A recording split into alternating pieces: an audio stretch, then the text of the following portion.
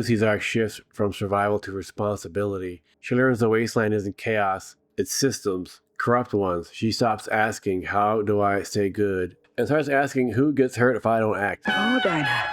By the finale, she's no longer reacting. She's choosing sides. Her and Maximus hold hands and look out the window at the top of the Lucky 38 as they watch the army of Caesar's Legion coming in to New Vegas. As they're about to take over and they're going to take on the NCR and they're going to move in and build a Caesar's Palace. Joke's on them. This isn't the real Caesar's Palace, is it? But what could happen to Lucy in season 3? She'll likely push her more into leadership for the oncoming war between the Legion and NCR. She will either take the NCR side or maybe even try to end the wars herself. Shame on you. That is awful. Resisting violence was something that Lucy was always the entire show, both seasons. She doesn't want to resort to violence unless she's twitching out on buff out. But other than that, violence is always the very last resort for her. So with this war coming, will she still take that same stance or immediately just take the side of the NCR? How do you have that? Maximus is for sure going to become a part of the NCR, considering he's already been in the armor and he definitely knows how to use it. So it's very likely they will both be on the side of the NCR during this battle. The one danger is that Fallout loves irony. The more she tries to fix systems, the more she risks becoming one. But this battle itself shouldn't last more than 2 episodes. In season 2, the Ghoul's flashbacks deepen the tragedy, not redemption, not context. We see Cooper in the pre-war celebrity culture. Corporate loyalty and survival instincts shaped him into the pragmatic monster he is now. He's not chasing revenge anymore, he's chasing truth. But season 3 could pivot him towards confrontation with the architects of Vault-Tec's plan, the Enclave. As he's on his way to Colorado, he and Dogmeat are now on their way crossing the Mojave Desert. Will this journey itself be the entire season for him? Will it be similar to season 2 where the first act of the show was them getting to New Vegas? So it should be similar in season 3. The first act gets to Colorado. He's going there to look for Barb and Janie. Where are we going, Daddy? And make the world go away. What if he discovers he helped enable more than he realized? The cold fusion is now inside the device. He put it in there so Robert House would tell him where to find his wife and daughter. Though House himself didn't know that Barb and Janie were gone. He just knew where they were. Just like in pre-war Cooper, when he gave the cold fusion over to the president who turned out to be the Enclave, here he is again with that same cold fusion 200 years later, putting it in the machine that activates Mr. House. What exactly is going to be the repercussions of that, we don't know yet. They set up the end of the season with showing Robert House's avatar on the computer to be glitchy, but I'm still unclear as to what that was about, as from what I saw, I didn't see any moments where the Ghoul or anyone attacked that giant supercomputer. So I think that House was just pretending to be glitching out because he knew Maximus and Lucy were there, and he didn't want them to know he's there. So he's going to continue pulling the strings. I wouldn't be surprised if in this season we learn that Mr. House is just like in New Vegas, where he lives in a glass enclosure now. Body is decrepit, but his brain still be able to control all of New Vegas. Picture that same head of the Welch lady. Take that head and then connect that to an entire body. And if they go with what the games in New Vegas did, essentially have Robert House in a glass coffin, brain is going to be used to control all of New Vegas. We can expect to see Liberty Prime, as there was a post-credit scene at the last episode where we see Dane and Quintus. Dane gives him a blueprint, and then Quintus says his name is now Quintus the Destroyer. We see a blueprint that he lays down on the table, and it's clearly a blueprint for Liberty Prime Alpha, as it's called. So is this the first Liberty Prime that's ever been made in this Fallout world? As anyone who's played 3 and 4, we already know what Liberty Prime looks like. Communism is the very definition of failure. The last time we saw Norm was in the aftermath of the attack of the Rad Roaches, who massacred everyone But him and Claudia, who seems to be set up as some type of love interest, as she was the only one who was against what they were trying to do to Norm once they realized that he made up the fact that he isn't actually a Vault-Tec. So Norm has yoked himself to this cart and is pulling Claudia away. And he says to her he's taking her home. But the question is, what does he mean by home? Does he mean the original vault that he left when he was in Santa Monica? The Vault-Tec headquarters that they just left was in California, and now they're in Santa Monica, considering Norm didn't venture that far away from the vaults. But still, when he says, I'm taking you home, does he mean her home, as in maybe her house is just a gigantic pile of dust? All I know is that Norm is about to venture off with Claudia, who's likely going to be some sort of love interest. My biggest question is, will he ever get to see Lucy? That was an entire season where we didn't get to see Lucy and Norm reunite, and that's definitely a moment I'm looking forward to, considering that Lucy at this moment is going to be stuck in New Vegas and Norm is heading back to Santa Monica. If there's any way for their paths to cross, hopefully, but I would not be surprised if we don't actually see that at all in season 3. Initiate phase 2. Stephanie calls the Enclave on her fancy Enclave Pip-Boy and says, execute phase 2. Following total atomic annihilation, the rebuilding of this great nation of ours may fall to you. Phase 1 was triggering societal collapse, running vault experiments, gathering long-term social and genetic data, letting factions develop organically. Then Phase 2 could be something to do with reasserting centralized control, selecting viable populations, eliminating unstable factions, and rebuilding civilization under controlled leadership. A civilization that is being mind controlled by those tiny little micro mind control devices that Hank had put in all these people's necks. So that and the combination of FEV, which can be used to create super mutants, they're essentially trying to create their own special little army that rules all of the wasteland, which is just another faction. Everything they're trying to do is based on control to have peace. Just exactly what Maximus said in the first season, which everyone wants to save the world, they disagree on how. one of the biggest themes in the entire series in general. Everybody wants peace. They just go about it in different ways. Hank wants peace, but he thinks the best way to do it is to mind control people. Brotherhood of Steel want peace. They think the best way to do it is essentially control it. NCR wants peace, except for the Seeds of Legion. We're at war. With who?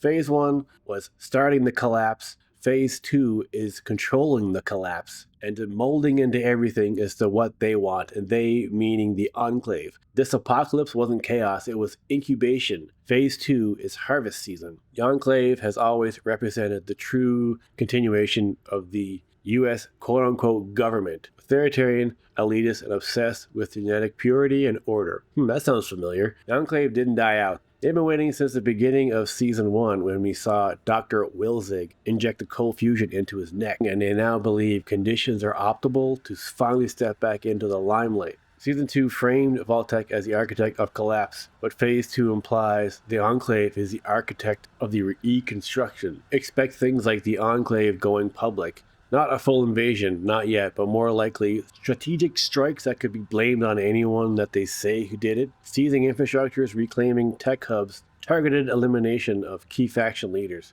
And the Brotherhood of Steel would absolutely be at the top of that list. Lucy has seen too much and could become a liability. If Phase 2 involves population selection or controlled government, someone like Lucy, independent thinker, morally defiant, she's a symbol of the resistance, could become a problem. Season 1 was about discovery. Season 2 was about consequences. Season 3 is about reclamation. But the terrifying part is Phase 2 might not be about rebuilding the old world. It might be about rebuilding a smaller, better one. So that's worse than any kind of Mad Max, Cold War, dystopian, random violence wasteland we could see. The wasteland is the experiment and not the vaults. So we're going to see in season 3 exactly what he means by that. And speaking of Hank, the last episode he ended up wiping his own brain, planning as some sort of contingency just in case he needs some way to get out. But maybe he was faking it. Could he have just been faking the entire thing and waiting for Lucy to walk away? Or does this mean that Hank is forever just going to be this new guy now? Maybe he'll be hanging around New Vegas. Lucy will befriend him the whole time he has no idea that's his daughter. Or it could just be just a giant act. What do you think far ahead enough to pretend to have his brain wiped? But then season 3 will be about Lucy and him reconnecting. Maybe eventually he'll learn that it actually is his daughter. Is Lucy's mom actually Stephanie? Personally, don't think that that's the facts. We'll learn more about the history between Hank and Stephanie's marriage. Stephanie wanted to marry him just so she can get into the vaults. And who dropped the bombs first? House himself says unclear. So Cooper's wife, she was the one that presented the idea of dropping the bombs in the first season. He realizes that she was pressured into it. Everything she was doing was to protect their daughter. Barb pretty much has redeemed herself. When Cooper is at the party and he's working an extra job to make some money, the father of the kid whose birthday it was says that he has to do this to pay alimony. All of the things that we saw in season 2 happened before the beginning of season 1. And now we get to the plot holes, be how Lucy was able to use certain technologies just immediately. In the Fallout games, you can learn a new skill immediately. Intelligence. Lucy is somehow able to sew that tiny little microchip into the back of Hank's neck and then know the exact dial to pull and how high to go on it so he doesn't make his brain explode.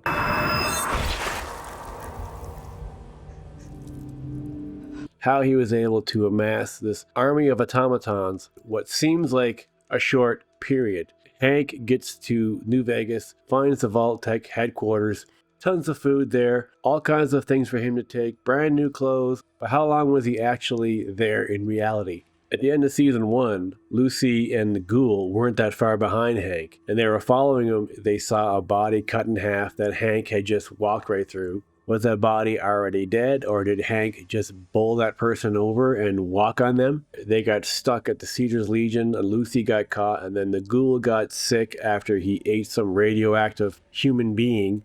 The Ghoul saved her from the Caesar's Legion. She was out for 2 days, and they were using Buff Out to keep her going, and then that once she woke up, suddenly she was addicted to Buff Out, but only for an episode, and then that was it. A 3 to 4 day delay on getting to New Vegas. So in the meantime, are all these things we're seeing Hank doing, is that happening while they're doing that? Obviously Hank got there before they did. Tiny little microchips, mind control devices that he continually perfected. Testing them out, he finds the snake oil salesman, who for some reason has the kind of brain temperament that allows the device to be used and to not make his head explode.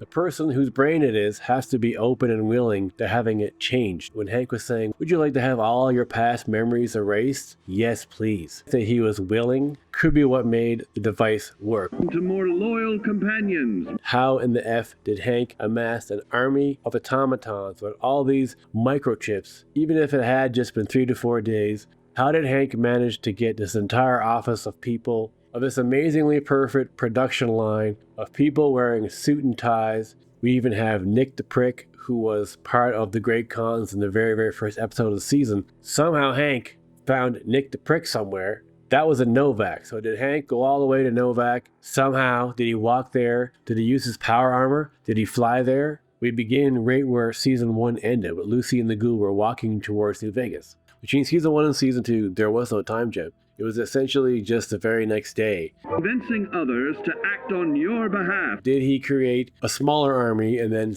gave them a bunch of the mind control devices and then went out, did it with another army? Did he make a smaller army that made a bigger army? But does he send the snake oil salesman out into the world, sets up a meeting between him and the Ghoul? He went to New Vegas with her to use her as a bargaining chip. So in those couple of days where the snake oil salesman had gone from hanging out and running around and being attacked by a rad roach, like, did that happen a week before Hank got there? So the snake oil salesman was the first person Hank was successfully able to chip. Did the snake oil salesman go out and just chip people himself? Or did he end up being some type of Jehovah's Witness where he just walk around and tell people how great his religion is? They go over to Vault-Tec and then they get chipped. How else do I find friends? How did the meeting between the salesman and the Ghoul even get set up?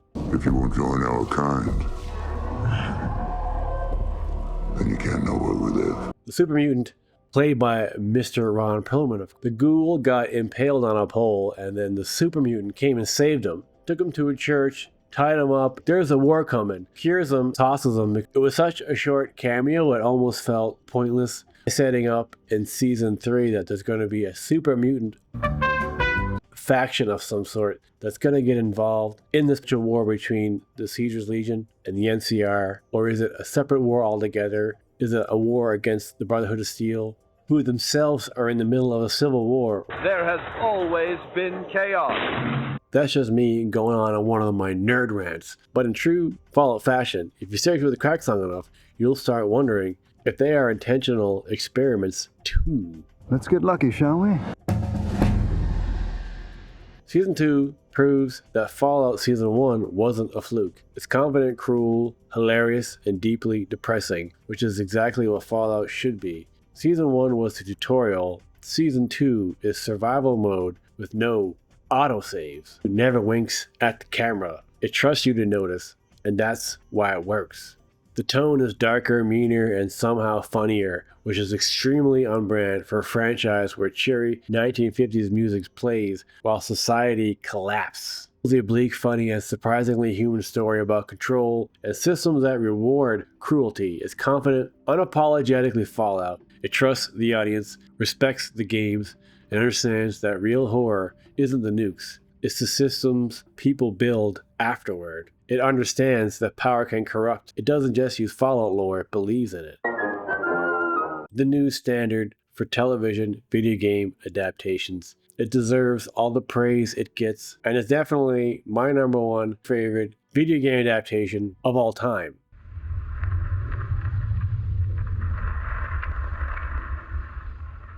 Final rating 9.5 out of 10 bottle caps. This is the exact perfect continuation of Season 1. They definitely had a bit too many characters to try to focus on. The result of that was giving certain characters not enough screen time.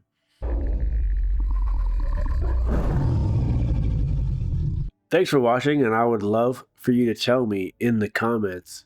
Let me know in the comments what you thought of my review. What was your favorite episode? What was your favorite moment of the entire season? Don't forget to like. Don't forget to share.